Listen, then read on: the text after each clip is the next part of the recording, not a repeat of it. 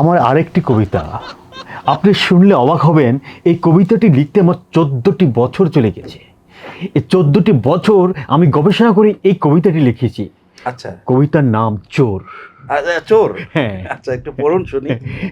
চোর এসেছে, চোরকে দেখে আমরা বলেছি ধর ধর ধর ধর ধর ধর ধর, ওকে ঝাপটে ধর, ওকে ওকে খাবলে ধর, ধর ধর ধর ধর। এটাই আপনার কবিতা? হ্যাঁ। আর কোনো কবিতা নাই ভাই? আছে তো, আরো কবিতা আছে। ওটা পড়েন ভাই। ওয়েট, আমার আরেকটি কবিতা আছে, সেটা হলো ভালোবাসি যাকে। আমি যাকে ভালোবাসি সে আমাকে ভালোবাসে না, সে যাকে ভালোবাসে সে তাকে ভালোবাসে না, সে যাকে ভালোবাসছে সে তাকে ভালোবাসলো না, সে ওনাকে ভালোবাসে সে উনি তাকে ভালোবাসে না। আমি যাকে ভালোবাসি সে আমাকে ভালোবাসে না, সে যাকে ভালোবাসে সে তাকে ভালোবাসে না, সে তাকে মিয়া, কি ভালোবাসাবাসি লাগাই দিছেন মিয়া?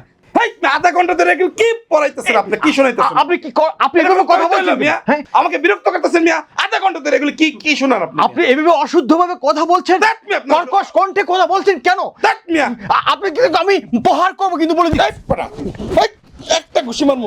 এই আপনি আমাকে মারবেন না বলে দিচ্ছি, ভালো অনুষ্ঠান। মারবেন না, আমি একটু খুবই ভাইরাল